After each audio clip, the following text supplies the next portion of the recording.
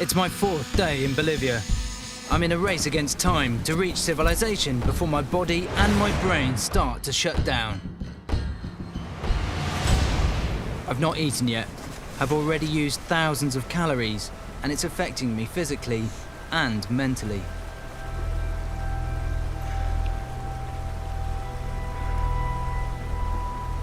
Not really sure whether to even admit this to camera, but I just went and lay in the cave and just started crying. Just started blowing.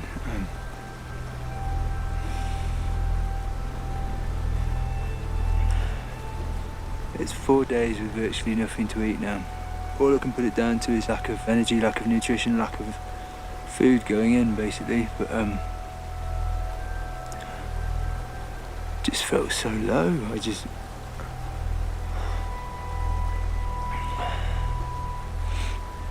And it's ridiculous. And I know that physiologically I am going to be degrading with lack of food. But it's not just physiologically, it's mentally as well. It's weird, it makes you vulnerable. 4 days without food makes you vulnerable. Hunger doesn't just affect your mental state. The longer I go without calories, the closer I get to doing irreversible damage to my internal organs. I need to get busy and find food. Giving up now would be fatal. Oh God, this is disgusting. It still smells. Ah. The llama's Achilles tendons can be turned into a fishing line. I need to soak them and then wash them out and make them into a bit of sinew cordage, and then hopefully catch some fish. Just one of these fibres has such a high tensile strength that it can support the weight of a child. And that is one fishing line. Scavenged barbed wire gives me a hook. I like that. Old sacking I found gets the hook out to where the fish should be. And a stinking bit of llama meat is the bait. Getting food is an urgent priority. I'm going to double up my chance of a catch with a basic fish trap. Literally build a wall there, build a wall there. Then fish will swim in, because fish like going into areas of still water. I don't know why, they just do.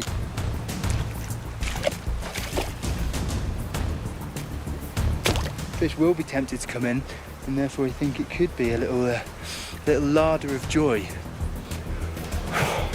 With both fishing traps set, I need to get some calories inside me.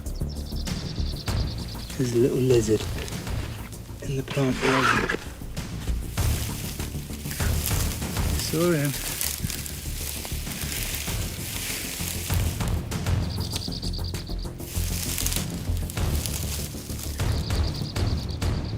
Got him.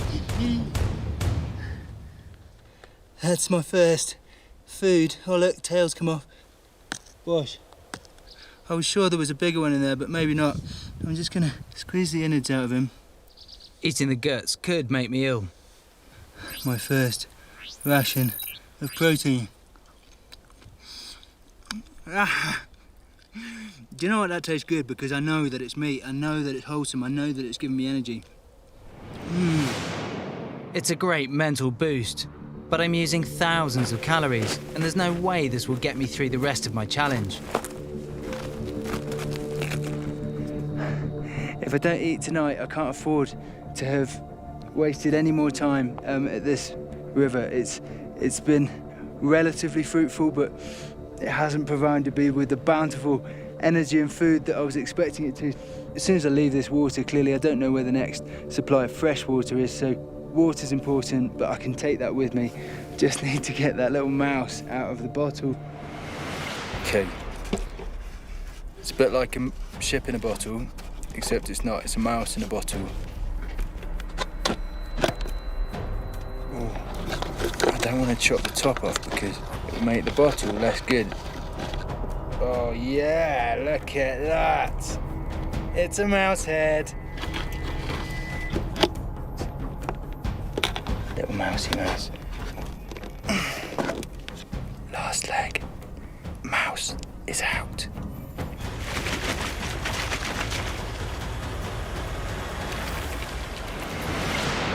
Carrying water, sorted. Now, I need calories. There's nothing on my line. All my hopes lie with my fish trap. If it's failed, staying by the river has been a total waste of time. There's one in there. There is one in there.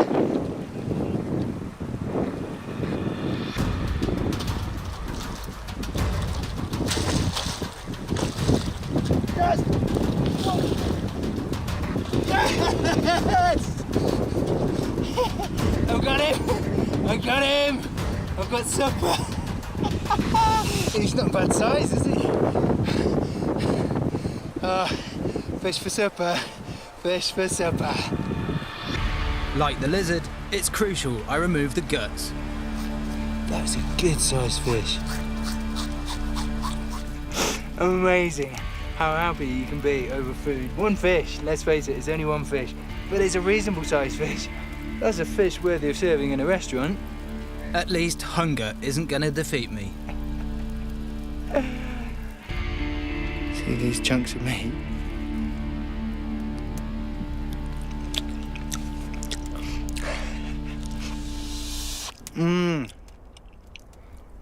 It's just so well cooked, so moist. It's just coming away from the bone. Just dropped it on my lap. Right, well, it was worth it, wasn't it? It was worth sticking in this canyon. Because now I've got more nutrition in me. I've got fats, I've got oils. It is so good.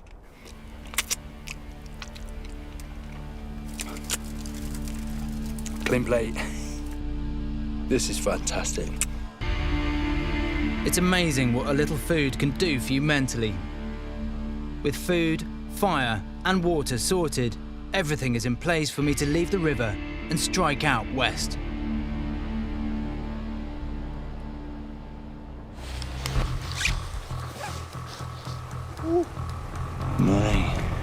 I've no idea which is the best way to get out of the canyon. It's either straight up the steep sides, which is a dangerous climb, or follow the river, which could lead me the wrong way. Okay, let's do this. I'm gambling on climbing straight out. Survival is always about making tough decisions, but it's hard to know if those decisions will pay off or not. Altitude, weight, heat, dehydration, lack of nutrition. There's quite a few factors go into the fact that I'm pretty shattered right now, and I've only just started.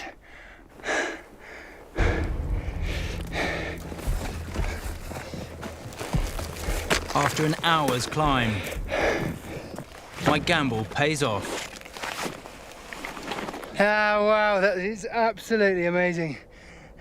I feel elated, I feel high, I feel like the end is in sight, and I'm just glad that that climb is done, to be honest, as well. North, east, south, west. Higher ground enables reorientation. But after an hour's walk, it looks as though I've made a bad decision.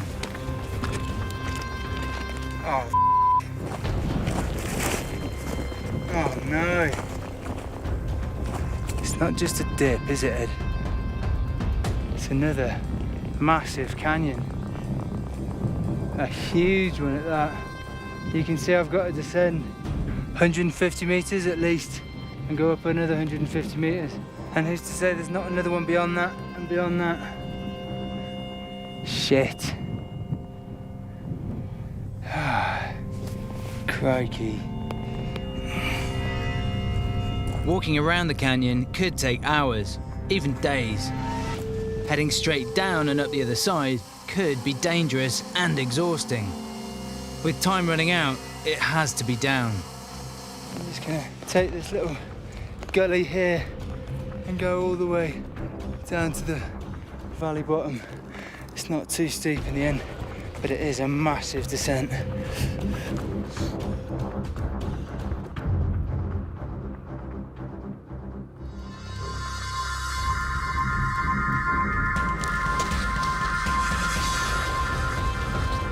It's the hottest part of the day. I've got to climb out of this canyon. As the temperature creeps towards 30, I face yet another canyon.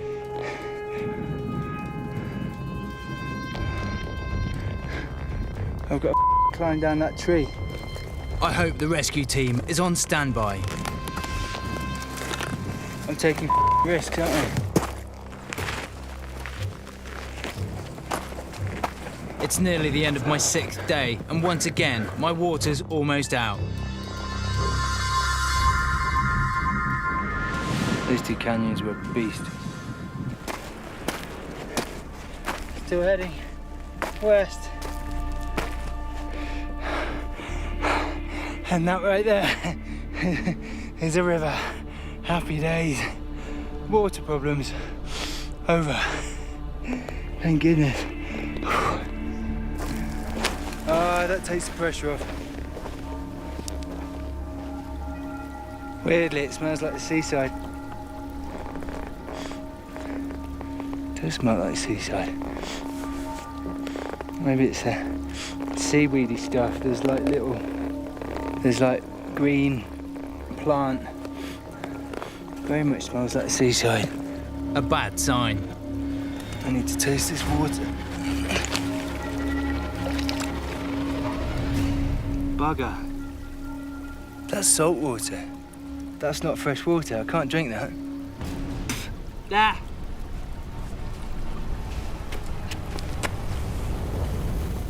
That changes absolutely everything. I'm battling dehydration and exhaustion in the Atacama Desert.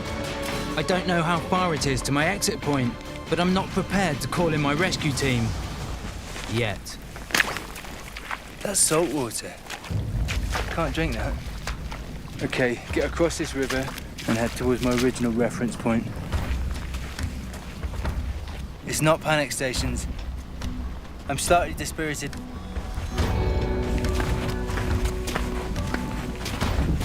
It feels like it's dead. It feels like a valley of death. My body is now burning fat and muscle to keep me alive. I've lost 4 kilos. It's key that I ration my water for the rest of the journey. For once, luck's finally on my side. Look at this. This is heading exactly in my direction to the west. For the first time, the landscape points me in the right direction. Cross the river, head up there, find a cave, have another sip of water, get my head down. I think that is probably the best plan now. I'm almost dreading the safety call. I know I haven't eaten enough to sustain me. Ready for the last push? Yeah, mate, I'm ready. Now, how do you feel? What have you eaten over the last few days? Over the last 2 days, I've eaten a lizard and a fish. Is that all? So, not a massive amount of calories. It is what it is. We couldn't catch any more. OK, I'm quite concerned because he hasn't had the calorific intake that you need to tackle this type of terrain. I downed about that much water in the middle of the night because I just was so thirsty. Which means that today I've only got about 1/4 of a litre of water. It'll have to last. It will have to last. My water's almost out. I run the risk of serious dehydration and crippling muscle cramps due to salt loss. I'm not sure if I've got my navigation right, how close I really am to my target, or if I'll find more water. It's crucial not to panic.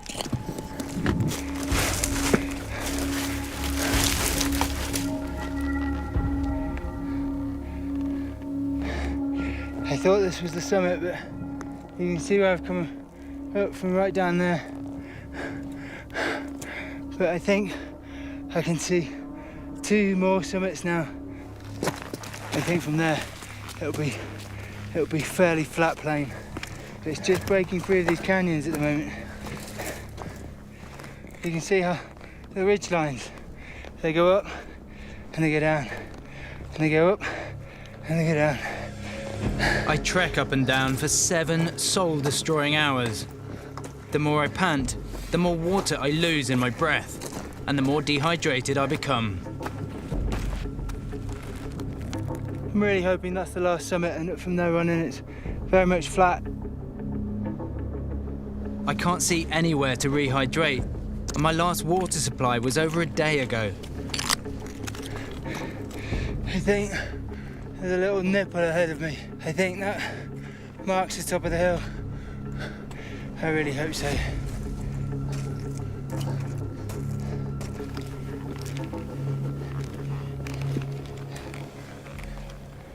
Wasn't the top. Just keeps going. False horizon after false horizon after false horizon. Still further to go.